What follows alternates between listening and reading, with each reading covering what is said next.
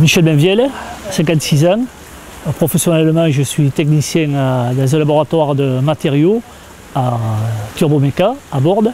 Je suis militant syndical au sein de l'entreprise, militant associatif également, puisque sur ma commune, je m'occupe de salon du livre jeunesse. Et je suis aussi conseiller municipal dans ma commune, à Bordères, qui est un village de 670 habitants situé dans le pays de Naï.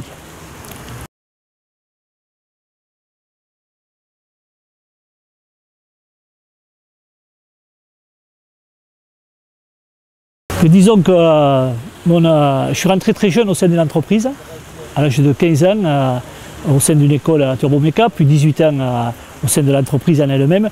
Et disons c'était une époque, c'était en 1976, où les relations sociales étaient extrêmement fortes au sein de cette entreprise. Et nous avions un contact quasi journalier avec les délégués syndicaux de l'époque, qui étaient de grandes figures, qui sont maintenant pour certains décédés et d'autres bien sûr à la retraite. Et c'est au contact de ces gens-là finalement que mon éducation politique et syndicale, puisque les deux sont quand même liés à un moment donné, s'est forgée. Je suis rentré à 18 ans, j'allais à 56, je vais faire 57 ans, et j'ai travaillé à Turboméca. Donc je suis rentré à 18 ans au sein de ce qu'on appelait l'atelier Tours, et j'ai travaillé jusqu'à 30 ans. Ensuite j'ai repris les études, je suis reparti avec le CNED et le lycée Saint-Cric en seconde, tout en travaillant, seconde, première, terminale, où j'ai passé un bac, qui s'appelait à l'époque un bac F1, en 95, et j'ai embrayé ensuite avec un BTS, pour avoir un BTS traitement de matériaux, et ensuite j'ai donc occupé cette fonction au sein du laboratoire, au sein de Turboméca. Donc toujours la même entreprise, mais avec 2 ou 3 univers différents. La politique en tant que telle, adhérant à un parti, disons que j'ai dû adhérer moi à 20 ans. Après la politique, je pense que je l'ai commencé, moi, on a commencé quand c'est très difficile, en étant délégué de classe au collège de Naï. On fait de la politique quand même sans le savoir peut-être, un peu comme M. Jourdain, la prose sans le savoir, mais c'est un peu ça quoi, la politique, c'est s'intéresser à l'autre.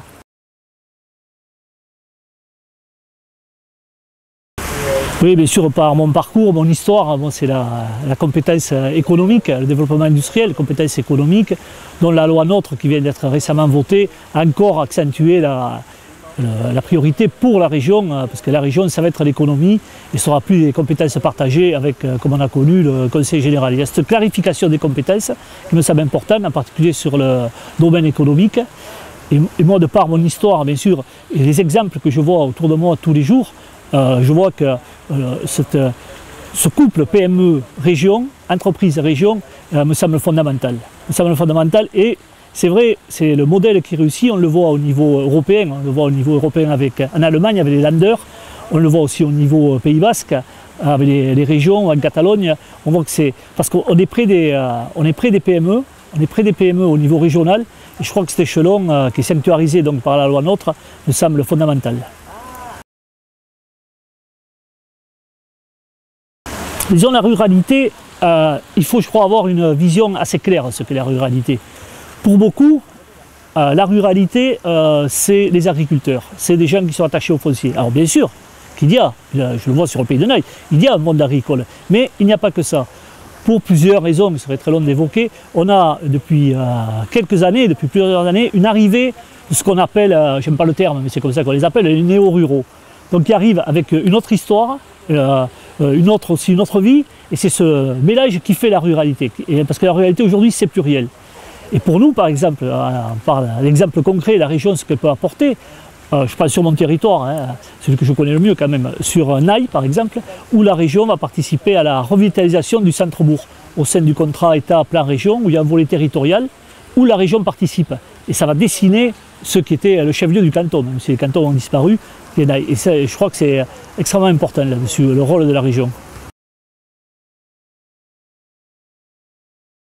M'occuper des jeunes, et je vois par rapport aux rencontres que je peux avoir, puisque je suis aussi suppléant de la députée Nathalie Chaban, donc je m'occupe aussi, je tiens des permanences dans certaines villes de notre circonscription. Quand on voit la souffrance qu'il y a, la souffrance sociale qu'il y a des jeunes, que connaissent et que vivent des jeunes, on se dit qu'il faut faire quelque chose. Il faut faire quelque chose. Alors ça peut être une question d'emploi, de logement, mais on ne peut pas laisser cette misère sans rien faire.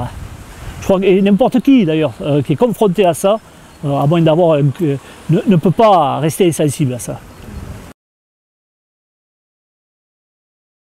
Il n'y a rien d'original, surtout pour un socialiste, c'est celle de Jaurès, le discours à la jeunesse, là, je dis de mémoire, c'est aller à l'idéal et comprendre le réel. C'est un peu ça, parce que tout est dit, quoi, finalement. Un endroit, peut-être le lieu de ma naissance, c'est là où j'ai c'est un petit village à côté de Bordère, d'ailleurs pas très loin, hein, à Bénéjac. C'est là où j'ai mes racines, mon identité, mes amis, mon milieu. Moi qui viens d'un milieu populaire, avec des classes populaires, un milieu où on n'était pas pauvre, mais enfin on connaissait quand même la valeur de l'argent. J'ai tout ce réseau-là que j'ai gardé et que je garderai toute ma vie. Et si je fais, pour revenir à la question sur la politique, si je fais un peu la politique aussi, c'est par rapport à ces gens-là, d'où je viens et qui sont ignorés des, il faut bien le reconnaître, des classes politiques. Le sport, toujours pareil, on revient toujours aux racines, à l'identité, hein, ce pays de Naï, qui est une terre de rugby, une terre de lutte aussi, mais une terre de rugby aussi, je pense que les deux sont liés, moi, à mon avis. Et le rugby, je suis beaucoup le rugby, que ce soit le petit club local, bien sûr, de Bénéjac, ou le club un peu plus rare maintenant, bien sûr, la section paloise. C'est le rugby et les valeurs qui s'y rattachent, surtout, qui m'importent.